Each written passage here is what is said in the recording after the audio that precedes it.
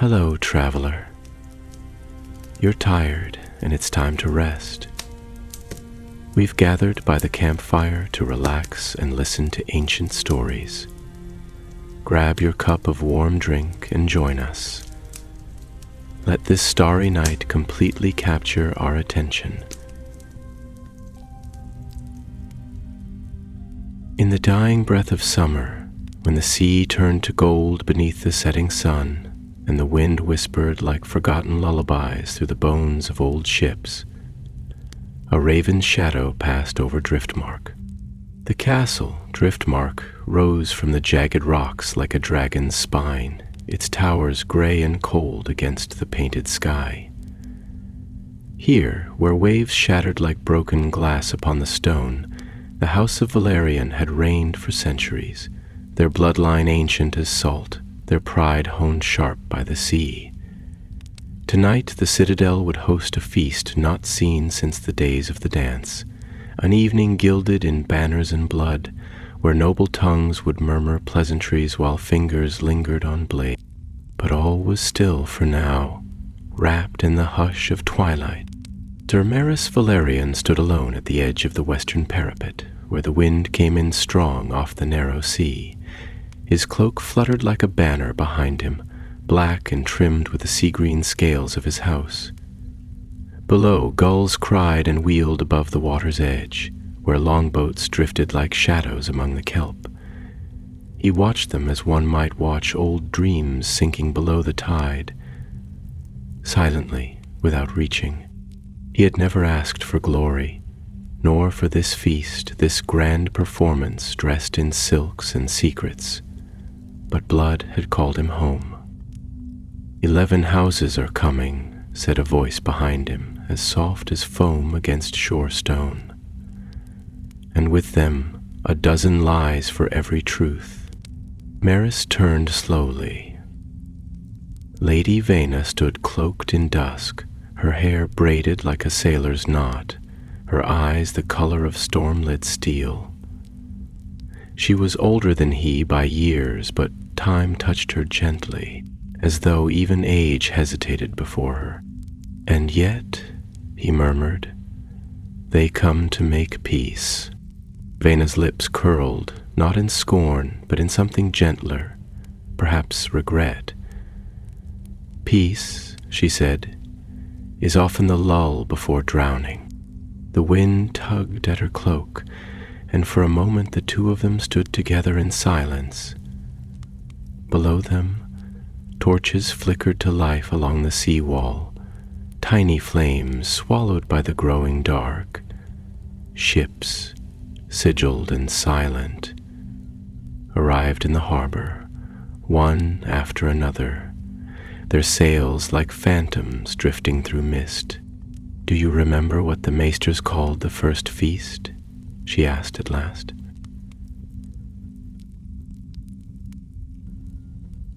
I couldn't have cared less. Maris nodded slowly. The Feast of Knives. It began with laughter, she said, and ended with 7 dead before dawn. He toasted to peace over poisoned wine. Maris's eyes narrowed. Is that what this is to be? Vena tilted her head, bird-like. You are your father's son, Maris, but you were always too quiet for court games. They'll see that as weakness. I've never cared what they see. Then you may yet survive the night. With that, she turned and vanished down the tower's stairs, her steps as quiet as falling leaves. Maris remained a while longer, watching the lights grow along the sea wall, the feast preparing itself like a beast rousing for the kill. Far across the water, the sun bled itself out over the horizon, painting the sky in hues of rust and sorrow. He thought of his brother then, laid to rest in the deep last spring, of the sword that now hung heavy at his hip, of the raven that had arrived this morning, bearing not just ink and seal, but something colder, something that felt like fate. The message had been short. The heir comes to Driftmark. Beware the serpent with two faces. He had read it 3 times, but the meaning remained elusive, shifting in his mind like waves upon a reef. Who was the heir, and which of them was the serpent? As the first horn of welcome echoed across the bay, Maris turned from the parapet. He walked slowly, his boots whispering over stone, his breath catching in the sea-wet air.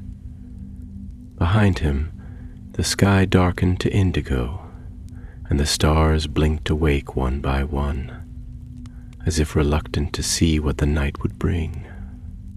Down in the great hall, the long tables were already laid, silvered goblets gleaming beside plates of smoked fish and honeyed quail. Banners fluttered from the high beams, the kraken of House Greyjoy, the golden lion of Lannister, the sun and spear of Dorne. Even the stag of Baratheon had been raised in tribute, though no lord from Storm's End was expected. At the head of the table, on the highest seat carved from driftwood and black iron, Lord Corwin Velaryon waited. His hair had faded to white, his voice grown brittle with age, but his presence still filled the hall like a storm tide. His eyes flicked toward Maris as he entered. "You walk like a man at his own funeral," the old lord muttered. Maris inclined his head. "Should I not, my lord?" Corwin chuckled darkly. "You'll do. Better to walk wary than to run blind. Sit, eat, watch their eyes more than their tongues. It's not words that kill, but what hides behind them." And so, the feast began. Torches roared along the walls, casting tall shadows over the assembled lords and ladies. Music flowed from the minstrel's corner like wine, smooth and tinged with longing. Dancers moved like smoke between courses, their silks whispering secrets into the firelight. Maris said little. He watched. He watched Lord Rickard Harlaw, who laughed too quickly and drank not at all. He watched Sir John Linderly, whose smile never touched his eyes. And he watched the one who had not been named in the letter, but who walked now between the tables with quiet grace. Princess Alia of House Targaryen, silver-haired and serene, her hands folded like a prayer. The heir, she wore no crown, but there was something sovereign in her silence, something that drew the eye like flame. Her gaze swept over Maris, lingered for a moment longer than courtesy allowed, then moved on, and Mary's, for reasons he could not name, felt suddenly cold. He reached for his wine and found the cup already full. A servant bowed low and backed away into the dark. Maris lifted the goblet to his lips. He drank, and the night deepened. The fire in the great hearth snapped like the tail of a restless dragon, casting long flickers of gold and crimson across the stonework. Shadows leapt upon the carved panels and high-beamed ceilings, mimicking the flicker of secret thoughts and unspoken words that filled the hall like incense. Beneath the great banners of Westeros's noble houses, the feast carried on, a tide of voices rising and falling, clattering silverware and hushed toasts, all bound together by the soft, deceptive rhythm of music and wine. And yet, beneath it all, something ancient stirred, a silence older than any house name, a tension stretched thin and trembling like the strings of a bow. Sir Maris Velaryon sat still as a statue at his place among the highborn, the silver thread of his house cloak catching the firelight in quiet patterns. He had always been the least noticed son of Driftmark, a child of shadows, of silence, of long hours spent tracing constellations across the sea. His sword hand had never been idle, but neither had it thirsted for glory. It was said among the harbor folk that he moved like mist and listened like stone, a man not born for battlefields or politics, but for quiet ruins and wind-haunted halls. Yet here he was, drawn into the heart of a gathering that felt more like a test of omens than a feast. The wine was dark, the color of bruised plums, and it tasted faintly of smoke and rosemary. It sat heavy in his mouth and heavier in his belly, and though he drank slowly, his thoughts had already begun to unwind like skeins of thread, tangled and slow. He felt the warmth creeping up the back of his neck, not unpleasant, but sharp, like a breath drawn too fast after holding still too long. Across the table, Lady Vena watched him through the haze of candlelight, her fingers idle against her goblet, her face unreadable. She had always been able to see farther than most, through masks, through charm, through the lies that were dressed in lace and courtesy. Now, her eyes held a question she did not voice, a warning she did not shape into words. Maris could feel it, like the pull of the tide on a ship's anchor. Then, as though summoned by the very weight of her gaze, the princess moved again. Aelia Targaryen glided between the gathered nobility with the grace of a dream stitched into silk. Her presence was not that of a courtly debutante, nor the brittle beauty of queens forged in politics. She moved like something older, as if she had stepped from a page in a history that had forgotten it ever knew her name. The firelight turned her silver hair to moonlight, and her violet eyes held within them the stillness of great storms yet to come. She paused at the dais, where Lord Corwin Valerian greeted her with an aged but steady nod, and the hall fell briefly into reverent hush. Even the wind outside seemed to quiet, as though the stones of Driftmark themselves leaned closer.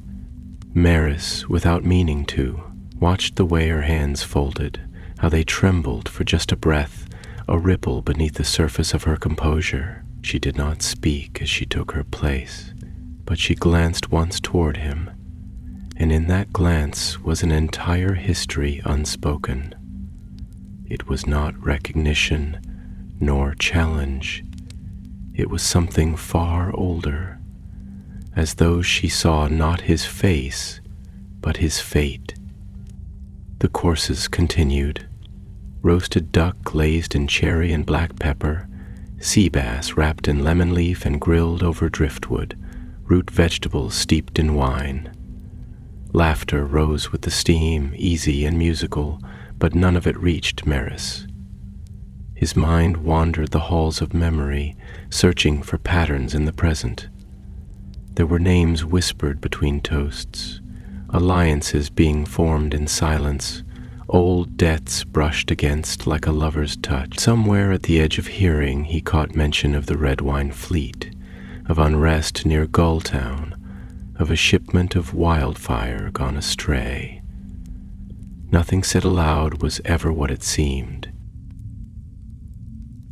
At the far end of the table, Lord Quentin Beesbury was describing a comet he had seen in the skies over Old Town, his hands gesturing grandly. It burned green, he insisted, like the eye of a vengeful god. A sword pointed east. Mark my words, it heralds either a wedding or a war. Someone laughed, too loudly. Someone else spilled wine. But Maris heard only the word sword. And again, the weight of the message returned to him. Beware the serpent with two faces. What did it mean? Was the serpent a man or a house? A lie or a truth?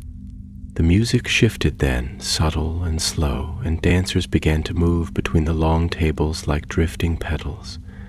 Maris stood, more out of instinct than desire, and stepped down from the dais. The stone beneath his boots was warm from the fire, yet it seemed to echo, each footfall louder than it should have been.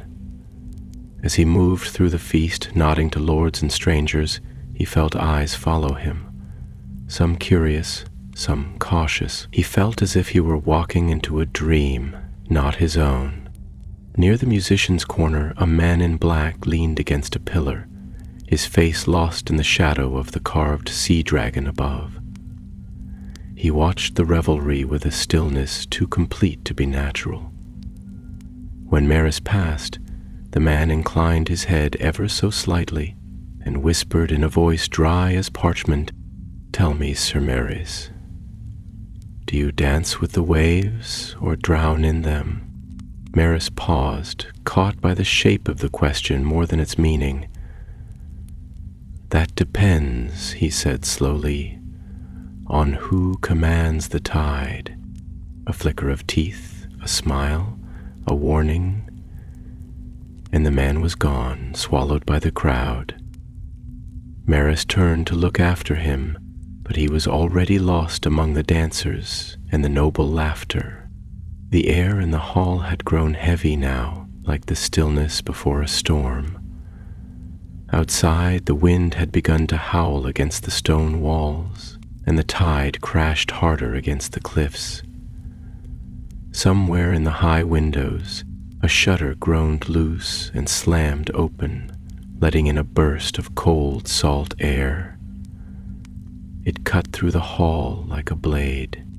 Princess Alia rose from her seat. The music stopped. Eyes turned, and Maris felt for the first time that night a strange certainty bloom in his chest. The feast had begun with fire. It would end in blood. There was a silence that followed the halting of music. Not the silence of absence, but of presence, as though something vast and unseen had entered the hall and was listening. It was the kind of hush that made even the wine taste different, that turned every heartbeat into thunder. Princess Elea stood unmoving beneath the driftwood chandelier, its candles trembling with the sudden breath of wind that had invaded the warmth of the feast. Her silver hair shimmered in the firelight, a living banner of the Dragon Lords, and her face was unreadable, carved from stillness. Her lips neither parted in speech nor closed in rest. She looked down the length of the hall, not with the gaze of a guest or even a royal, but of one who had already measured the weight of the room and found it wanting. All eyes followed her as she moved, not quickly, not slowly, but with that ethereal calm that made her seem unbound by time itself. She did not speak to any of the lords or ladies she passed. She did not need to. Her silence was a language all its own. Maris watched her from the shadow of the pillar where he now stood, half hidden behind a carved figurehead shaped like a sea serpent with its mouth agape. There was a heaviness in his chest that had nothing to do with wine or the memory of his brother, nothing to do with duty or dread. It was something more ancient, a sensation woven from prophecy and fear, as though the world itself had paused to take breath and would not exhale until Alia spoke. And then she did. Her voice was not loud, but it was clear, and it carried like a hymn through stone and skin alike. "It has been many years," she said, "since Driftmark opened its gates to so many under the banner of peace, and yet, how strange that peace should weigh so heavily upon us." There was no reply, nor was one expected. The words were not an invitation. They were a judgment.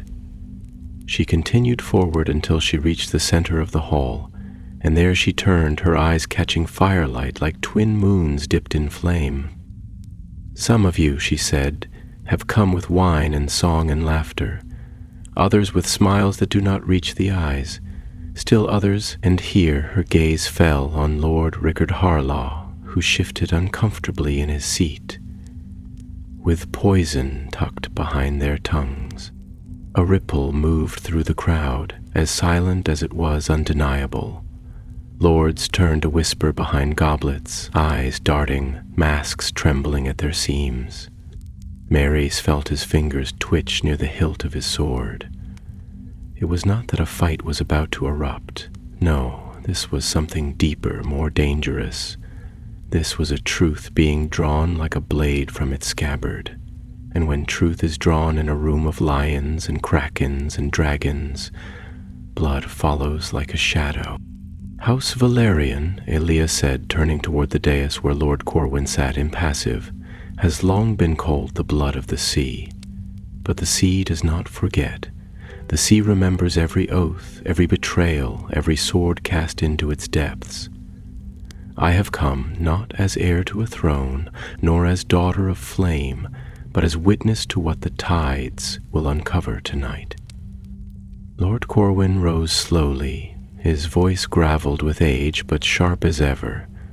And what would you have us witness, princess? Your beauty, your lineage, or your accusation? Elia bowed her head, graceful as falling snow. Neither, Lord of Driftmark. I ask only that you remember who you were before crowns were carved from coin and ships turned from sails to siege. Remember the salt in your bones, and remember what is owed. The torches seemed to burn brighter then, flaring for a moment as if feeding on the sudden weight of the air. Then Elia turned again and walked toward the far side of the hall, disappearing through the archway that led into the sea-swept cloisters, leaving a room that felt more like a sealed vault than a place of feasting. When she had gone, conversation resumed, but it was different now, low and brittle, full of unfinished sentences and glances like thrown daggers. Maerys returned to his seat beside Vena, who leaned close and whispered, "She speaks like prophecy and walks like a ghost returned for death." Maerys said nothing. His thoughts were scattered, like leaves blown across the deck of a ship in storm. He had seen lords killed for less, kings burned for quieter truths. Yet Elia had spoken with the certainty of one who had already seen the end of the tale. She had not warned them. She had foretold. Then the second raven came. It arrived with a burst of wings fluttering down through the high window left open by the broken shutter. It landed atop the center table, scattering fruit and goblets, its feathers slicked by sea mist. The hall quieted again as a servant moved hesitantly to remove it. But the raven did not move.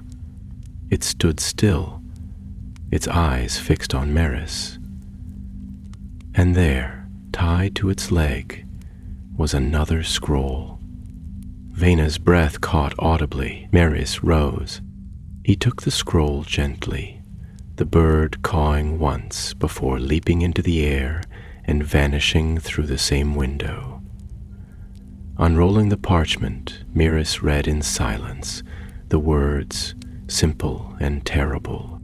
"Who toasts first will taste ash, the blade lies beneath the cup.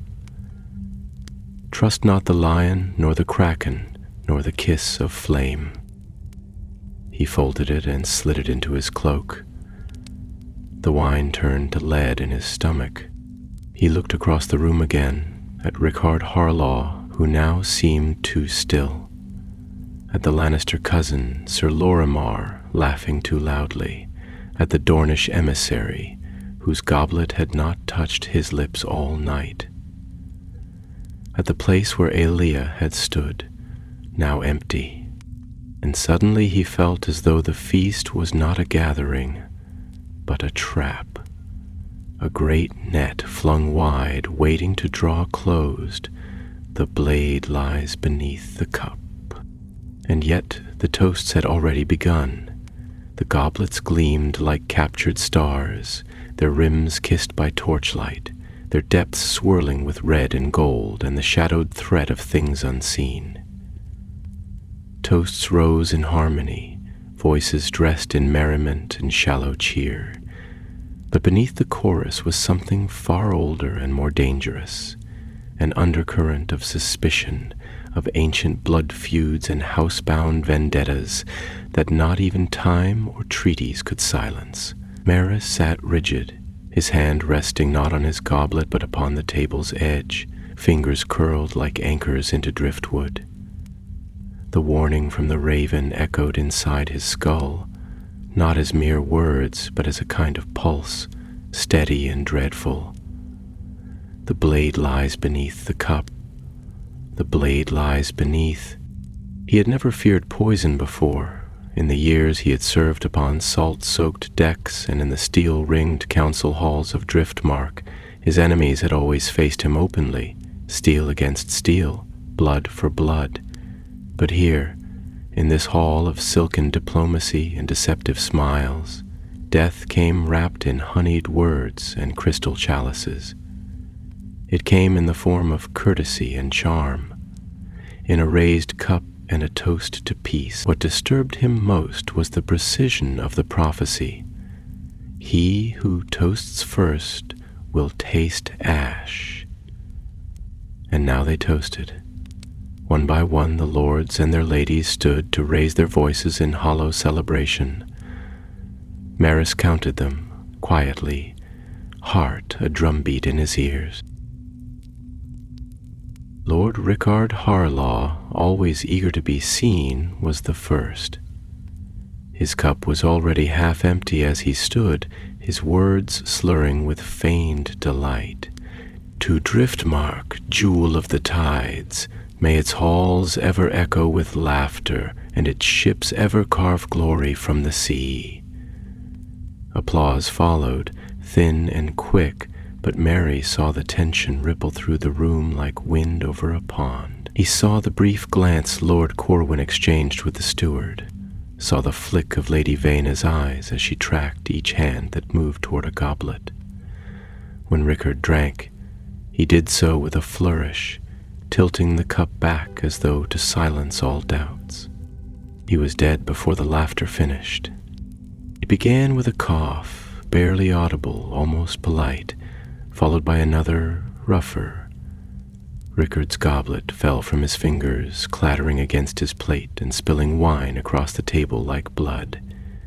His face drained of color, his lips parting as if to speak, but no sound came. Then he collapsed forward, striking the table with a finality that made even the musicians fall silent. A single cherry rolled off his plate and dropped to the stone floor, where it split with a wet, soft pop. It sounded like something breaking. For a moment, no one moved. Then the hall erupted, not into chaos, but into something far worse, composed panic, practiced terror. Guards stepped forward from shadowed corners, hands on hilts, eyes darting. Some lords stood, some sat still as statues, their minds already calculating what this meant, who would gain, who had lost. The servants moved with choreographed speed, the poisoned goblet seized and whisked away, Rickard's body covered and removed. But the damage had already been done. The feast was broken, not by battle or fire, but by a single act of treachery hidden beneath a toast. Mary's remained seated, unmoving, his eyes not on the dead man but on the others, those who had not drunk. The Dornish emissary, the Lannister cousin, even Princess Elia, who had vanished before the poison was poured. He studied their faces, their stillness, the sharpness of their expressions. This was not shock. This was recognition, not of the act, perhaps, but of its inevitability. Lord Corwin rose then, his voice a storm contained by old lungs. Enough. The word cracked like thunder, and the hall obeyed. Let no more toasts be raised this night. Let no more cups be touched, save water drawn from the cisterns. The feast continues, but under my law and my silence.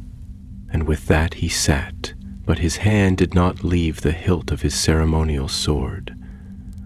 For a lord known for his grace and patience, it was the closest thing to a declaration of war. The minstrels began again, their music soft and ghostly, as if trying to convince the stones themselves to forget what had just occurred. The dancers did not return. The servants moved slower now, as if the air itself had grown heavier, and the guests. They ate with hands trembling slightly, speaking only when spoken to, their laughter short and hollow. The feast had become a funeral that refused to acknowledge the corpse. Maris turned to Vena, whose face was as calm as ever, but her eyes burned. "It was meant to be a message," she murmured, her voice barely above the sound of the vial. "Not just to Driftmark, to all of us, a warning sewn into wine." "And who poured the cup?" Maris asked. "No one saw," she replied, "but someone knew he'd be first. Someone knew Rickard couldn't resist being admired." Maris looked back at the empty chair, the stain of red still seeping into the tablecloth. "The blade lies beneath the cup." The raven's warning had been precise, and now one of the 11 was gone. That night, long after the feast had dwindled to whispers and the hall emptied of its morning guests, Maris walked alone beneath the arches of the cloister. The wind off the sea was sharp, the stars veiled behind fast-moving clouds. He let his boots guide him down the narrow paths, through corridors lit only by oil lamps, toward the rookery. He needed to send word. To whom he wasn't sure, but the message burned within him. On the stone steps he found her. Princess Alea sat with her back against a pillar, the wind playing with the edges of her cloak. She did not look surprised to see him. "He drank too quickly," she said, as if they had already been speaking. Maris nodded. "Too eager. They always are," she whispered. "The ones who seek power above place. They forget. Poison is patient." He stepped forward, the sea sighing below them. "You knew." "I saw the signs. I didn't know the name. And now?" She met his gaze, her eyes weary but steady. "Now I know who the serpent is. Tell me," he said, the words more breath than command, but she shook her head slowly. "Not yet. The blade has been drawn, Maris, but it has not yet struck." Above them the rookery shifted, the ravens uneasy, and far below the tide rolled in, dragging secrets to shore. The sea was louder that night than it had been in years. It rose and fell like the breath of a wounded god, lapping at the bones of Driftmark with a rhythm born long before men drew maps or bent the knee to dragons. The wind whipped around the towers like a mourner circling a tomb, and the stars, pale and infrequent, blinked behind fast-moving clouds, as if uncertain they wished to bear witness to what was unfolding below. Maris stood at the edge of the rookery's narrow arch, the salt-laced breeze tugging at his cloak, his fingers pressed to the cold stone of the balustrade. He did not speak. Nor did Aelia, who sat beside him, her silver hair a stream of moonlight that swayed with every gust. Silence, they both understood, was no longer the absence of sound, but the language of war unspoken. Rickard Harlaw's death had changed everything, and yet nothing at all. The feast had continued as lords and ladies, wary but calculating, weighed the cost of fear against the hunger for influence. Goblets had been replaced with crystal flasks of water, and laughter, though dimmed, still rang along the vaulted ceilings like wind chimes spun from glass and denial. But beneath it all, the game had shifted, no longer a pretense of peace, now a hunt. Maris had felt it in the gazes that lingered too long, in the subtle movements of guards repositioned throughout the hall, in the tightened smiles and questions asked not for answers but for measure. Trust had died with Rickard, and in its place had come a grim and sharpened attentiveness, the kind that precedes blood. "I have seen this play before," Aelia said softly, her eyes fixed on some distant horizon that only she could name. Not this one in particular, but the shape of it, power circling power, cloaked in civility, masked with toasts and songs. But underneath, she paused, drawing her knees close beneath her cloak. Underneath, it's always the same. Everyone at the table is waiting for someone else to bleed first. Maris studied her face in the flickering torchlight. She looked not like a girl of court or a princess of privilege, but like someone who had known fire, not just seen it from afar, but walked through it. "Why come to Driftmark?" he asked, finally breaking the quiet. "You knew something would happen. You must have. You knew the air was thick with knives." She turned to him slowly, her gaze unreadable.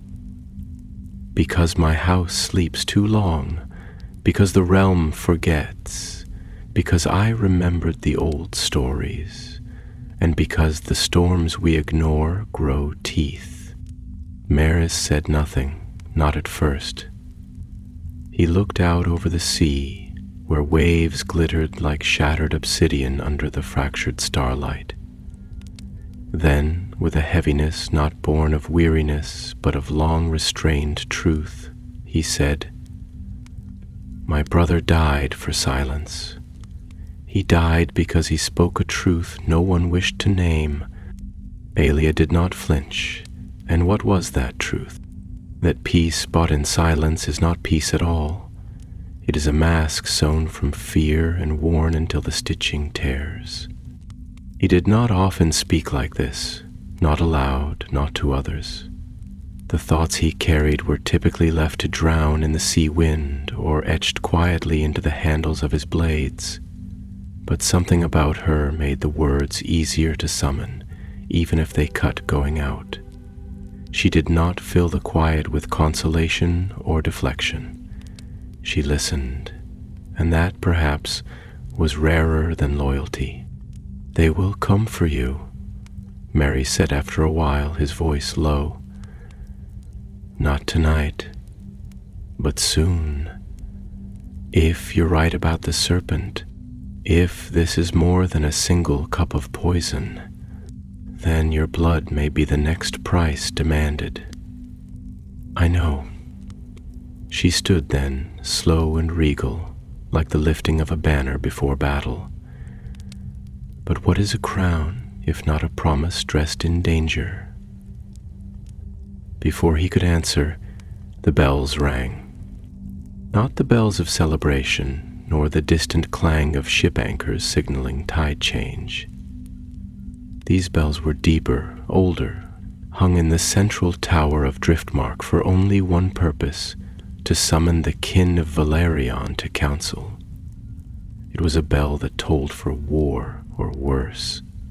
Without a word, Maris turned and followed the sound, his steps echoing hers down the spiral stair, through hallways now half-lit and watched by guards who no longer pretended to smile. The keep itself seemed to hold its breath, its stones cold beneath their boots, its halls narrowed by fear. When they entered the council chamber, Lord Corwin was already there, flanked by Lady Vena and two of his sworn captains. The fire was high, but no warmth came from it. Maps were spread across the table like battlegrounds waiting to be named, and near the edge 3 empty cups, unpoisoned but untouched.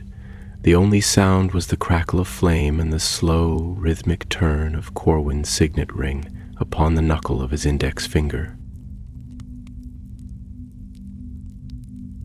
He looked up at Maurice first, then at Alea, and there was something in his gaze neither tired nor cold, something older than even his long years. "You were with her," he said, and though the words held no accusation, they were not idle. "I was," Maris replied. "Then speak, both of you," Corwin said, gesturing to the table. "Because this house sits now in a storm, and the sea no longer keeps its secrets." So Maris told him of the ravens, of the messages etched in a stranger's hand, of the warning that had come before the toast, and the cold certainty that more was to follow. He spoke not as a knight, but as a son of Driftmark, as a man who had walked too long with silence and now sought, perhaps too late, to name the tides. Aelia added what she knew, not specifics, but signs, changes in alliances, whispers that traveled faster than ships. She spoke of movements in Old Town, of coin flowing east to Essos, of a name she would not yet speak aloud. When they finished, Corwin sat long in thought. 3 houses sent no heir, he said at last, as if to himself. 3 sent only envoys, and yet they toast as if they had sons and daughters to spare. Lady Vena leaned forward. This was not to be a reckoning. This was to be a sealing, a stitch. And now the cloth has torn, Corwin said, and we must decide whether we mend it or burn what remains. Outside, the sea screamed against the cliffs, and deep within the heart of Driftmark, something began to wake. The candlelight in the council chamber burned low, throwing long shadows across the sea charts and house banners that lined the curved stone walls. The fire in the hearth snapped intermittently, and its warmth had become a fragile thing, doing little to banish the creeping cold that had settled in the marrow of those gathered. It was not the chill of the sea nor of winter winds that troubled them, but the colder presence of something darker, of intent disguised as diplomacy, of plans rooted in old blood feuds now watered with fresh malice. Maris stood at the edge of the table, his hands braced against its rough grain, eyes narrowed not with anger but with a heavy, contemplative dread. For a moment no one spoke. The quiet was not peace, it was calculation. Lord Corwin, seated as he so often was in the ancient chair carved from blackened driftwood and sea dragon bones, looked smaller than he had even hours before. Age seemed to have pulled at his frame like the tide withdrawing from a broken shore, and yet in his eyes there burned a brightness that age could not smother. "There was a time," he said finally, "when Driftmark was only stone and salt and the bones of drowned men. We carved it from the edge of the world, not with gold or titles, but with stubborn blood and salt-wrung hands. And now the wolves come with silvered tongues, and the krakens swim beneath our floors, and even the dragons, it seems, have learned to whisper rather than roar." He paused, fingers steepled before him, and when he next spoke, it was not to Maurice or Vena, nor even to Aelia, but to the chamber itself, as though the stones might carry his words farther than ears could reach. "This house will not be taken by poison, not while my blood still flows." The others nodded slowly, but not all with conviction. Lady Vena's eyes flicked toward the closed doors behind them, as though she could hear voices gathering on the other side, voices that wore silk and smiles, yet moved like blades in waiting. "They came for a feast, but not for peace," she said, and her voice, for all its calmness, held the keening edge of mourning. Rickard Harlaw's death was no mistake. It was not simply ambition that poured that poison.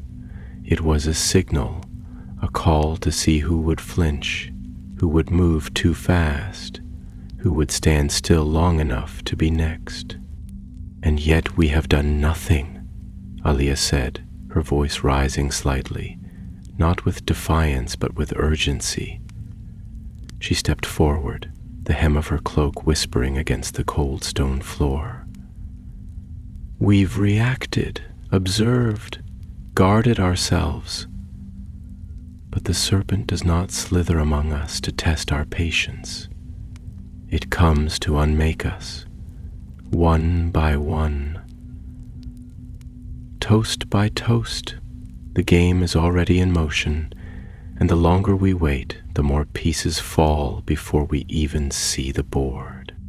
Corwin's gaze fixed on her, long and unreadable. You speak like one who knows the rules. I speak, she replied, like one who knows the players. For a heartbeat, no one challenged her. Then Maris, ever the quietest voice in the room, asked the question that all of them were circling. Who poured the poison? The words landed with a thud, not loud but heavy. Corwin did not answer. Vena looked away. Even Aaliyah hesitated. Because the truth was this, none of them knew, or perhaps they did but feared to say. There had been servants at the table, trained, loyal, or so they thought. There had been wine stewards, cupbearers, guards with eyes turned inward, but none had faltered, none had slipped, and yet Rickard Harlaw had died with the taste of ash on his tongue, and someone in the room had watched him fall and measured its effect. I don't believe it was meant for Rickard, Murray said at last, his voice distant, as though speaking from somewhere half between this moment and another that lived only in memory. He was a fool, but a loud one. Always the first to lift his cup, always the first to be seen. No assassin would trust a plan to someone so predictable, unless the intended target was someone else entirely. The chamber darkened, not with light, but with the thought that followed. If Rickard was not the target, then who? Elia turned, her face unreadable once more. Me, she said simply, as though stating a fact that had long since passed into the dust of certainty. It was meant for me. Vaina's brow furrowed. How can you know that? Because I have walked this path before. Because I know what power looks like when it fears it cannot win fairly, and because I left the hall minutes before the toast began. Someone knew my patterns, knew my place at the table. If Rickard had not leapt to his feet to claim the spotlight, I would have drunk first.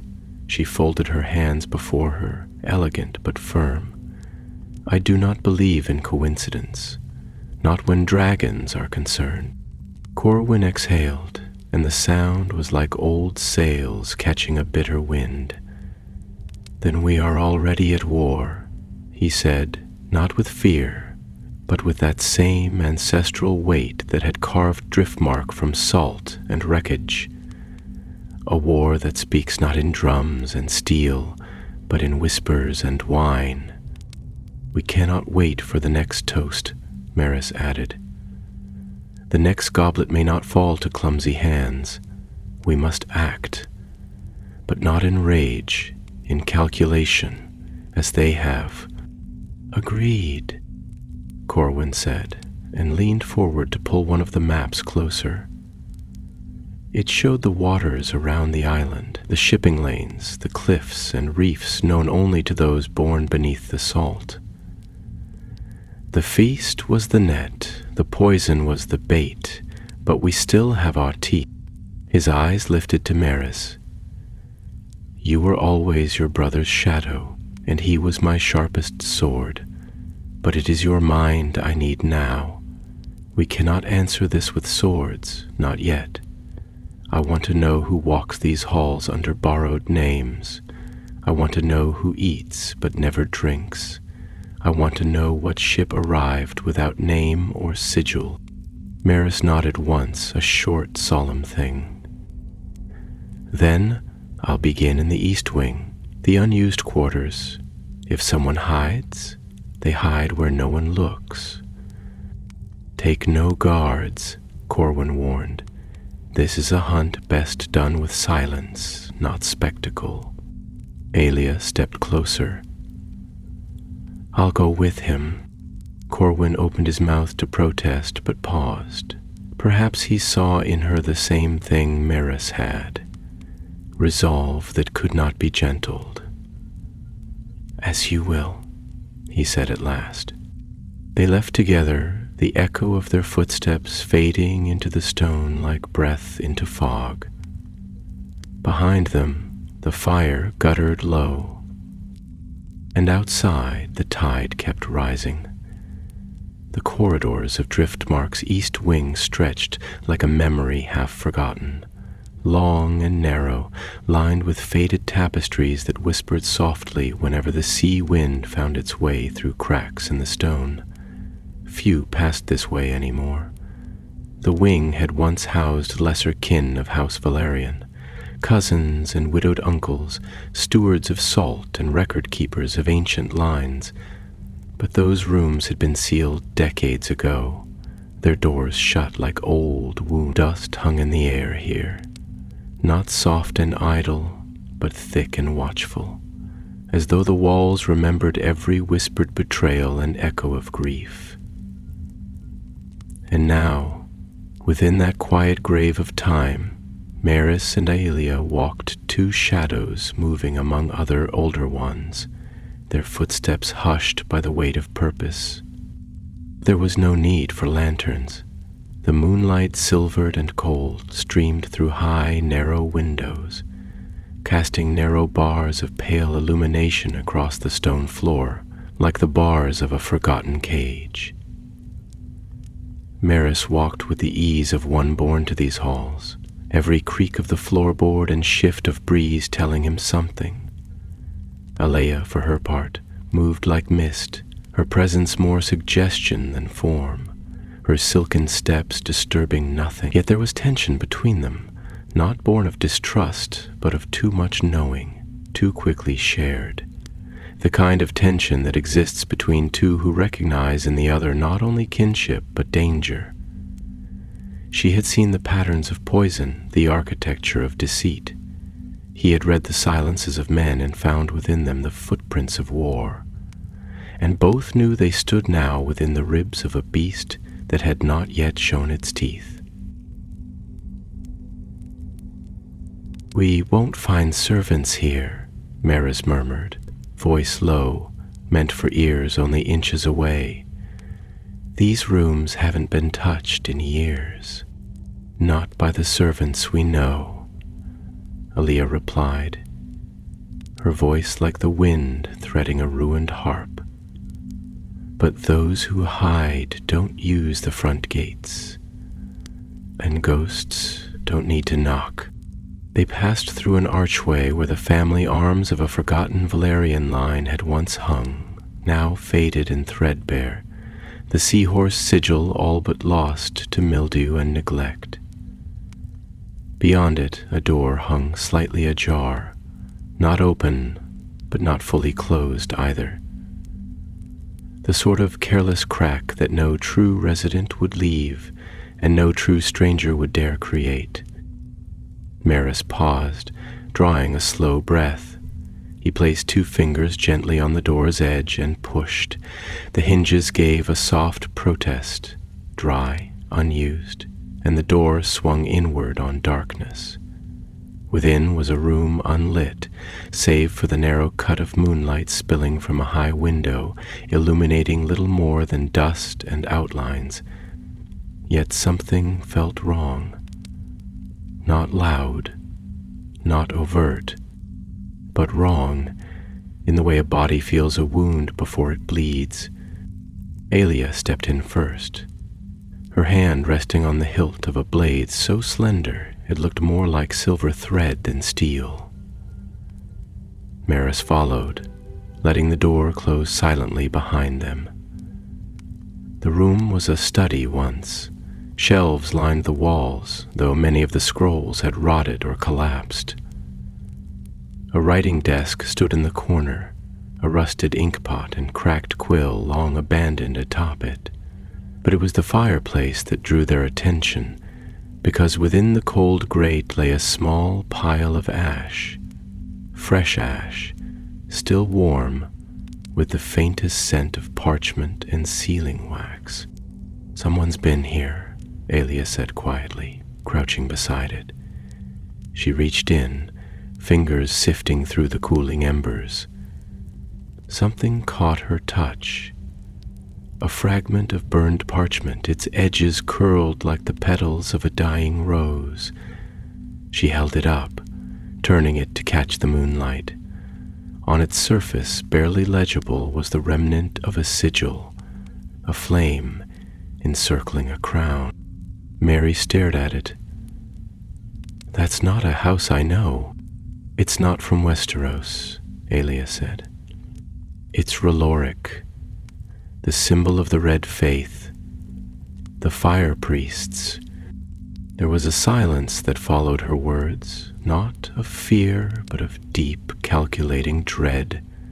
The Red's faith had grown quiet in recent years, its great flames in the east no longer burning with the zeal of war, but that quiet had always seemed too convenient, too rehearsed. And now a priest of that fire, or someone aligned with them, had come here, to Driftmark, to this feast, and brought fire not of prophecy, but of erasure. "They were burning messages," Maris said, his voice hollow. "Erasing their trail, not just messages," Alia whispered. "Evidence. And not well." They searched the room carefully after that, beneath floorboards, behind tapestries, even within the hollow bones of the long-dead hearth. It was behind the bookshelves that they found it, a hidden recess carved into the stone, behind a false panel whose edges were smoothed from use. Inside, they found 3 objects. First, a map of Driftmark and its surrounding shores, with markings that traced known guard rotations and patrol routes. Second, a vial, small, stoppered, and made of black glass. Its contents a sickly green liquid that shimmered faintly, even in the dark. And third, a knife, narrow-bladed, with a hilt wrapped in crimson thread. "Poison," Maris murmured, holding the vial up to the light. "A different kind." "Prepared," Alia said, ready for another attempt. They stood in that chamber of dust and secrets, the scent of ash clinging to their cloaks. Outside, the wind howled against the tower like the sea mourning its own memory. Maris turned to her, the objects cradled in cloth. "We have proof, not of who, but of what." "And what leads to who?" she replied. "We bring this to Corwin." But as they turned to leave, they heard it. Soft, deliberate, from the corridor beyond. Not footsteps, not breath, but the faint, unmistakable sound of steel unsheathing. Mary's moved first, drawing his blade in a single motion. Alia was already in motion, cloak swirling, eyes narrowed like a falcon's before the dive. They stood side by side as the door creaked inward. Slowly. But nothing stood there. Only a dagger embedded deep into the wood of the door, pinning a scroll beneath it. And upon that scroll, a single line, scrawled in red ink that smelled too strongly of iron to be dye, "The next cup will be yours." The corridor beyond the threshold was empty, silent in the way of things that have already fled. The dagger still trembled slightly, the parchment beneath it fluttering with the breath of the draught that stirred these forgotten halls. Maris reached forward, pulling the blade free with a smooth, practiced motion, the scroll falling like a discarded whisper into his other hand. The dagger was plain, no crest, no adornment, but its balance was exquisite, the steel perfectly forged, a professional's weapon. He turned it once in his palm before sheathing it at his side, and then unrolled the parchment. The ink had dried red and glinting, as though still wet with threat, the single line carved in careful, elegant strokes. The next cup will be yours. A promise, not a threat, a countdown. They exchanged no words. There was nothing to say that could clarify or ease the moment. Elia's face had become marble, impassive, silent, her breath even, but her eyes alert, sweeping the corridor for signs of movement or disturbance. She did not ask whether they were being watched. She knew the answer. The message was not meant to warn them away. It was meant to draw them further in, to let them know that the game had shifted again. The blade had moved closer to the throat. They left the east wing in silence, cloaks drawn tight, the air around them no longer merely chilled but oppressive. Driftmark was never warm, but now it felt actively hostile, as if the castle itself had become aware of what festered in its depths. The ancient stones, once comforting with their salt-weathered age, now seemed complicit, their quiet full of knowing. As they passed under high arches and through spiral stairwells, Maris could feel eyes upon him, not in sight but in presence, the way one feels watched just before sleep is broken, the way an animal feels the predator before it strikes. Back in the main wing, the air felt thicker, weighed down by the perfumed fog of feasts long past their welcome. Torches lined the walls, burning low, and distant voices echoed from the high-vaulted feasting hall. Low, uncertain murmurs that sounded less like conversation and more like prayer disguised as dialogue. The feast had not ended. Despite Rickard Harlaw's death, despite the silence that had fallen in its wake, the guests had not dispersed. They stayed, drank more cautiously perhaps, but stayed nonetheless. To leave now would mark them as afraid, or worse, as guilty. And so they lingered in the den of serpents, wearing smiles like masks carved from thin gold.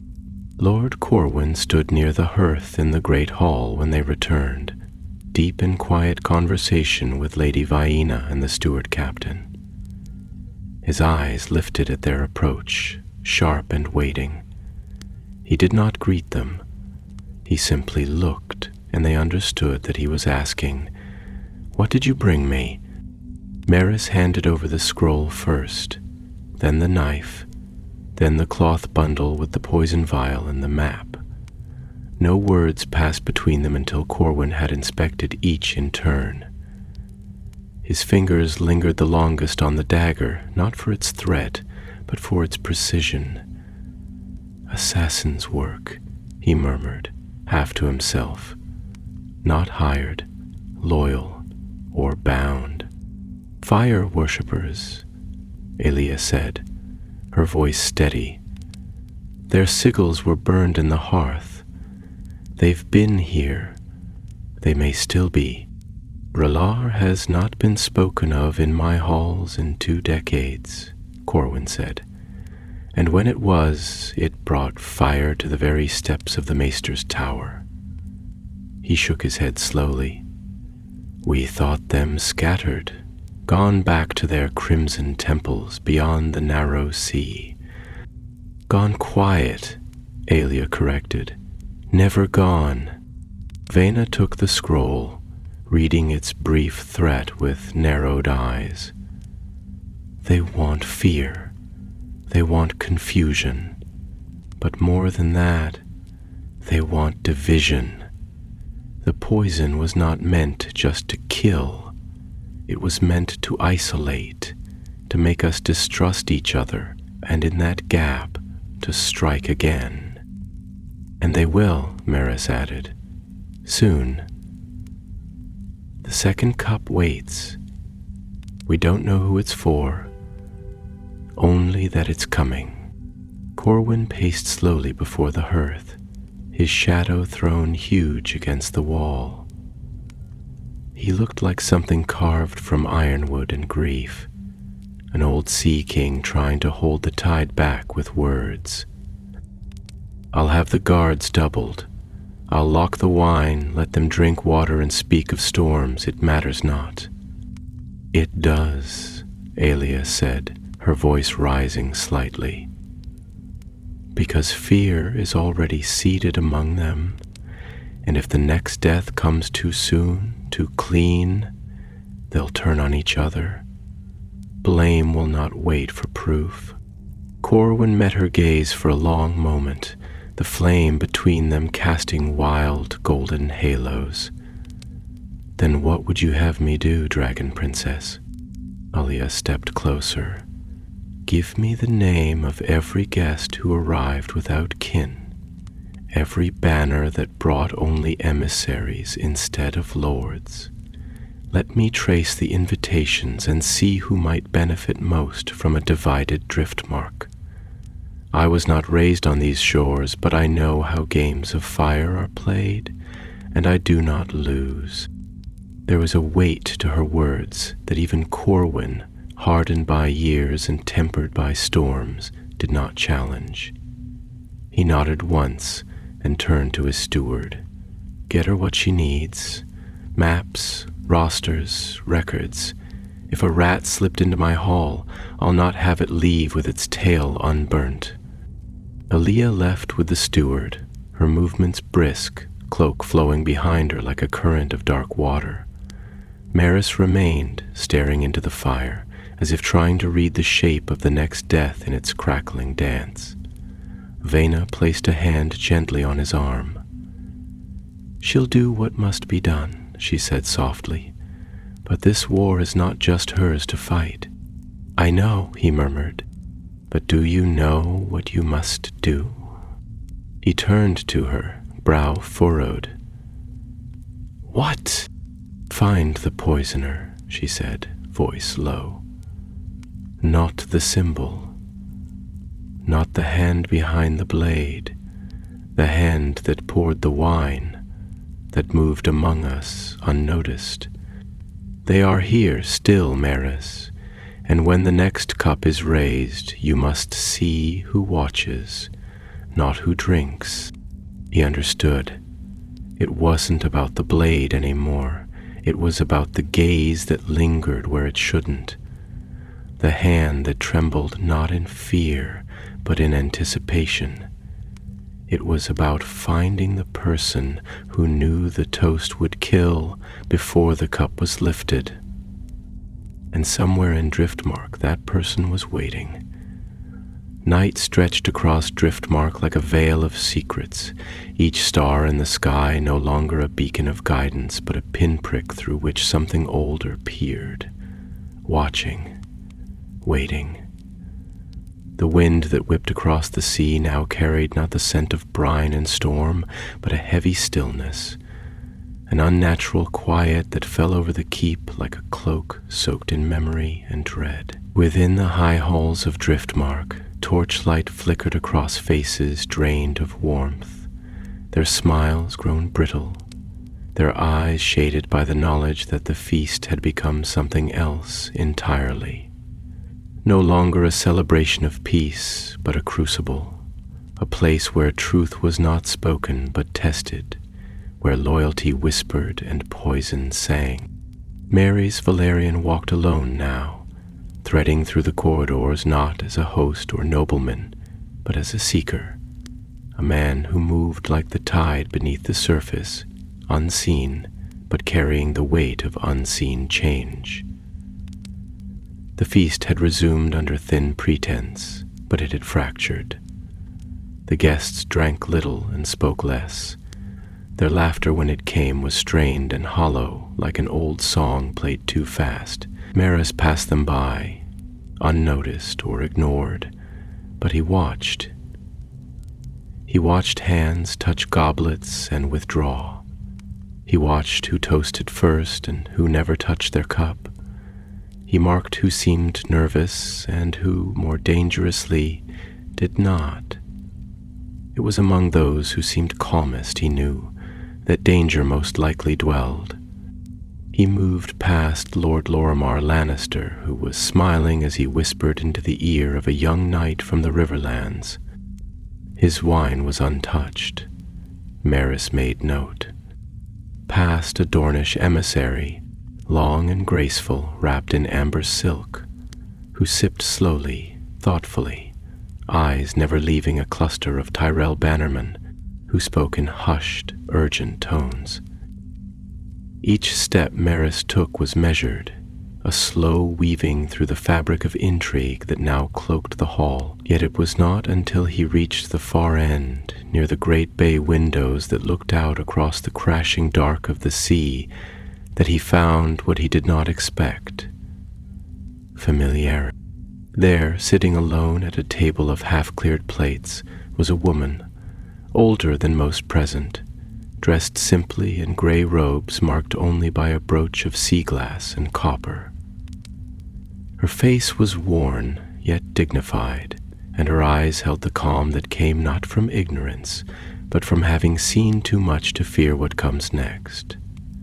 She looked up as Maris approached and smiled, not kindly, but knowingly.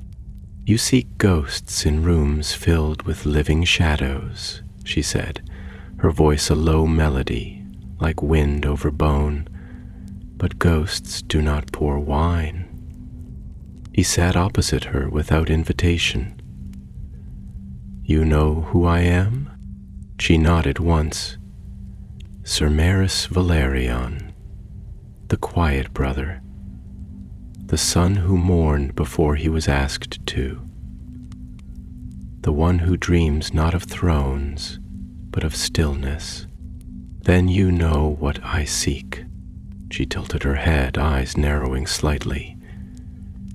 "You seek the one who poured the poison, but it is not the hand that matters. It is the will behind it." "And what is your will, lady?" She smiled again. "Call me Thalia. That is the name I use now." He studied her face. Something in it stirred an echo. A servant of the old house? A tutor? No, her bearing was too proud for servitude, and there, in her voice, the trace of an accent not Westerosi, Essie perhaps, but faded with time. "You were at the East Wing." It was not a question, her brow lifted just a fraction. "I have been many places in this keep, some with permission, some without." He reached into his cloak and placed the crimson thread dagger on the table between them. "Do you know this?" Her fingers brushed the hilt, not taking it, but remembering it. "I've known its twin, once, long ago, in the Temple of Ashes, where the flames are watched in silence and the screams are called prayers. You're one of them." She did not flinch. "I was." Maris leaned forward, the candlelight catching the edge of his gaze. "Then tell me, was it you who poured the cup?" She held his stare without blinking, her voice steady. "No, that honor belongs to another, younger, bolder, less patient. But you knew.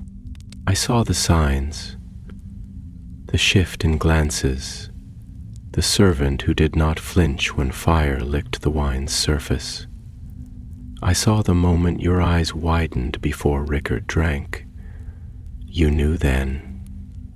But you waited. I needed certainty." "You needed doubt," she said gently, "because certainty demands action, and action leaves blood." He studied her, every instinct screaming to draw steel or shout for guards. But beneath the veil of danger was something else. Not innocence, never that, but resignation. Why come here, he asked. Why bring the flame into the house of salt? Because the flame was already here, she replied softly now. It has been building beneath your stone, in the hearts of those you break bread with. The poison was not the beginning, it was the middle and the end. Her expression changed, not with fear, but with sorrow. The end is already coming, but it will not come with a dagger or a goblet. It will come when those who could have spoken choose instead to watch. Maris stood. His hand hovered over the dagger, but he did not take it. If you know who did it, tell me. I have told you enough, Thalia said. What comes next is not about names. It is about belief.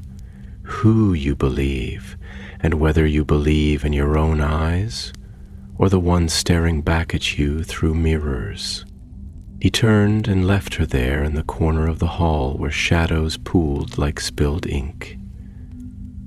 When he glanced back, she was gone, and the dagger was too. The night deepened into the marrow of the world. Outside, the sea howled like a dying thing, each crashing wave against the cliffs sounding less like nature and more like lament, like the voice of the old gods themselves, crying out from beneath the waters, mourning what man had become. Inside Driftmark, torches burned lower, and silence draped the stone walls, not with peace, but with expectation. Maris moved through that silence like a blade slipping into a sheath, soundless, deliberate, unseen. His heart, however, beat loudly, betraying the stillness of his step. The encounter with Thalia had not left him shaken. It had left him awakened. He no longer believed the game was merely about poison or power. He had long suspected it had roots deeper than the surface might show, beyond a single death, beyond any single enemy. But now he knew the truth was not a matter of who had poured the wine. That question, once so urgent, had been a distraction. The real question, the one that pulsed through Driftmark's stones and whispered from the rafters, was why? Why now? Why here? And why in the name of peace?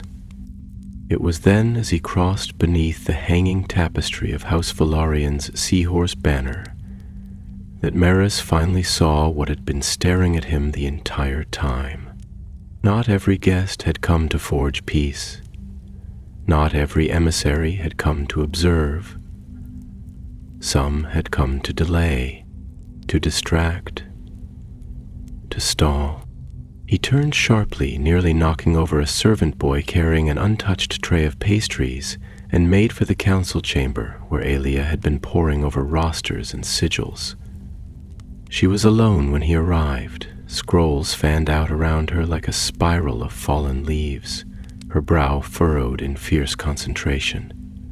She looked up at him and read the urgency in his eyes before he spoke. "It's not about the air," he said, breath uneven. "Not really." She stood quickly. "Then what?" "They're using the feast as cover, not for diplomacy, for movement. Something's happening beyond the walls, maybe ships, maybe troops, maybe something even quieter. But it's timed. They needed everyone here." Eyes inward, focused on the table while something slips past the gates. Alia's face hardened. "And the poison?" "A message," Maris replied. "A spark to keep us staring at the flame. But the fire is elsewhere." She turned to the rosters, fingers flicking quickly through names. "Some of these houses, they're not all present, not in full strength. No heirs, just banners, just talk. She pulled one scroll free. House Merrick, reportedly recovering from a siege in the Stepstones.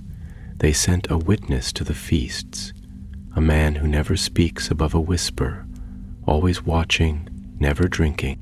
Lord Gorin's ship never entered harbor, Mary said. I checked, but his sigil was raised on the hall, and the Dornish emissaries, they brought 3 carriages worth of cargo for a 2-day.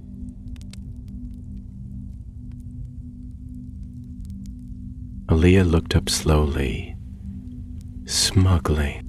Maris nodded grimly. Or something worse.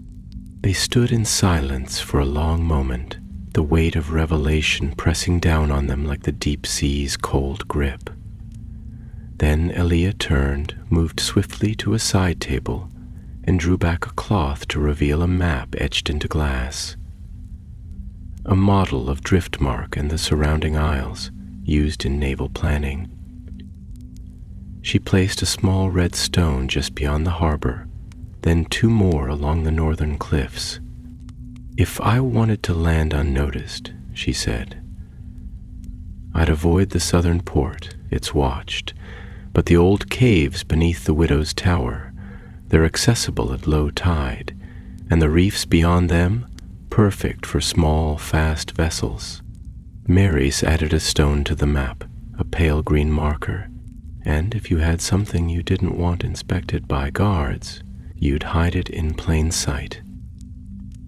In a guest's cargo, perhaps under the seal of diplomatic protection.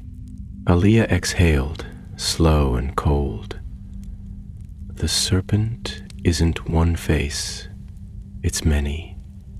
A chorus. A coordinated strike dressed in velvet and song. The doors behind them opened and Lord Corwin stepped inside. His eyes swept the chamber, settling on the map, the markers, the fire in their expressions. What have you found? He asked, voice gravel-edged with fatigue but not surprise.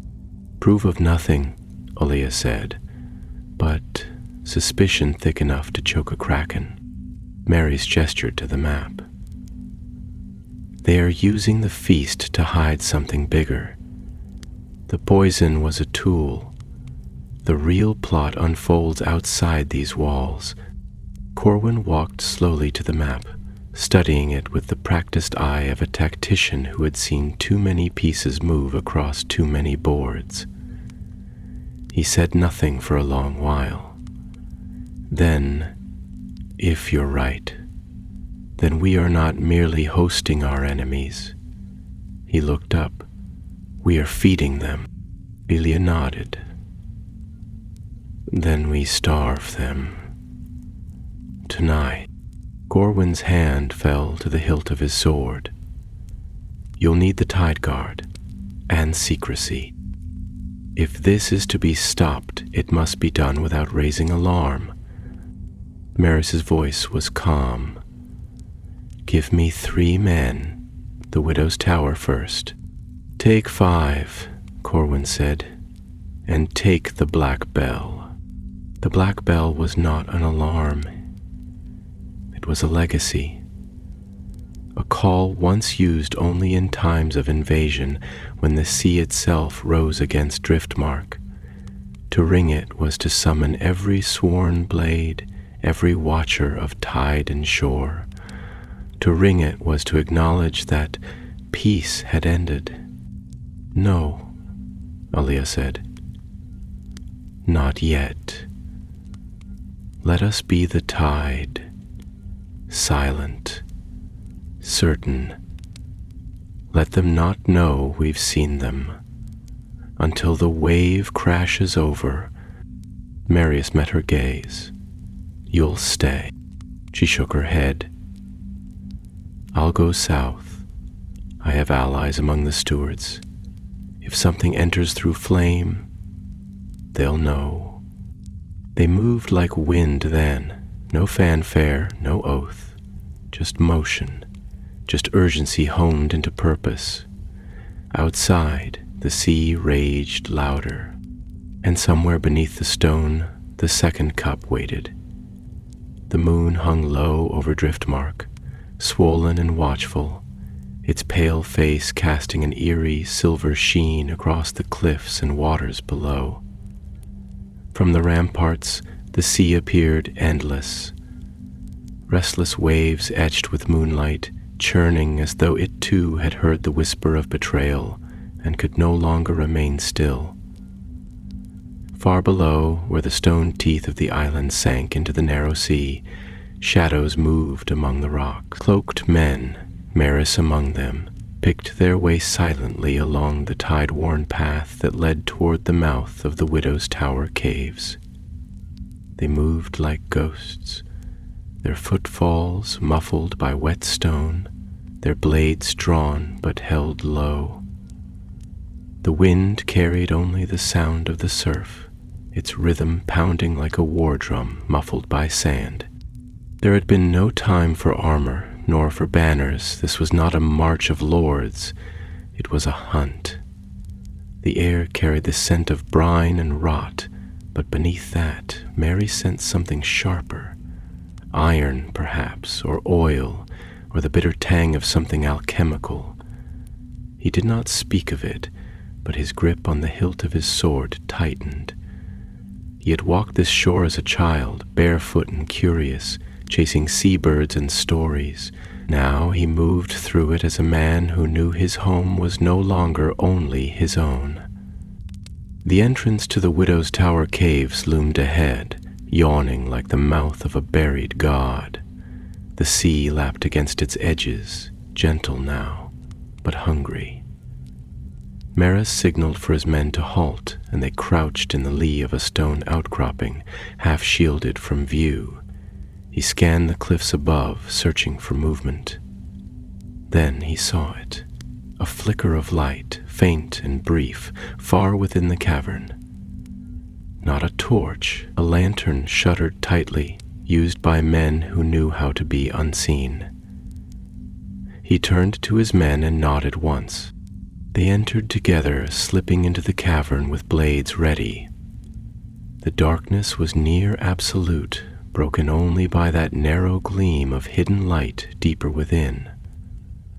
The cave walls were slick with moss and seawater, the air damp and heavy. Their boots splashed silently in shallow pools, and then the silence broke. Voices, low, urgent. Maris gestured, and they fanned out along the edges of the cavern, flanking the source of the sound. As he crept closer, the voices became clearer, accented, clipped, foreign, not Westerosi. They spoke in High Valyrian, but sloppily, as though reciting rather than conversing. He caught fragments. Delay the bell. Dawntide, crates still ashore. The flame must be ready. He rounded the final bend and saw them. 5 figures huddled around a crate, its lid pried open. Inside were vials, delicate and dark, the same oily sheen as the poison he'd found before. But this was more than poison. This was volume. This was preparation for many deaths. And behind them, stacked in neat, silent rows, were dozens more. This was not a single strike. This was a planned purge. Maris did not hesitate.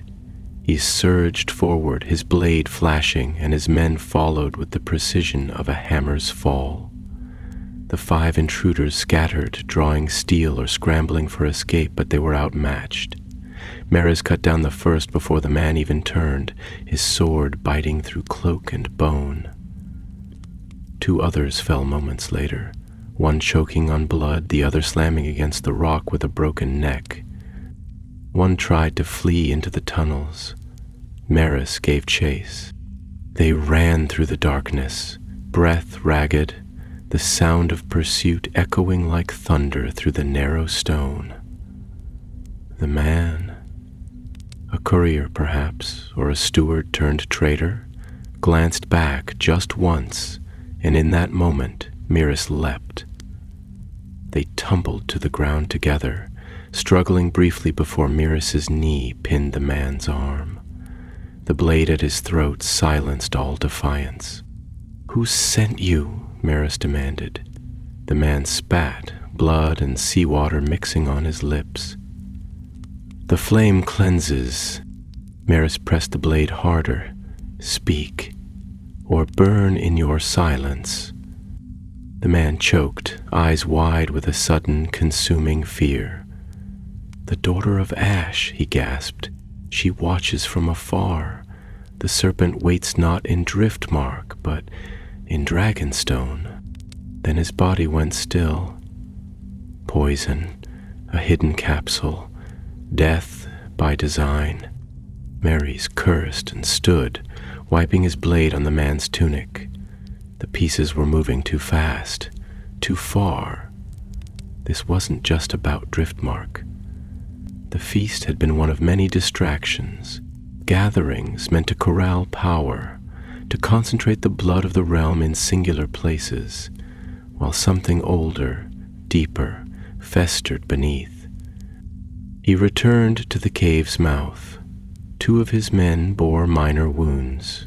One crate had broken open during the fight, revealing the contents in full. Not just vials of poison, but scrolls, manifests, diagrams, instructions, symbols of flame surrounded by weeping eyes. He took what he could carry, ordered the rest burn. They emerged into the night just as the tide began to rise again, the sea welcoming the moon with renewed fury. He looked back once at the blackened cave as fire licked out of it, swallowing the last of the poison and parchment. And he knew this was not the end. It was only the first answered blow. Back in the hall, Aelia would be watching. She would feel the shift. And she would know, as he now knew, that this war was no longer about alliances or names on parchment. This war was for the very heart of Westeros, and it had already begun.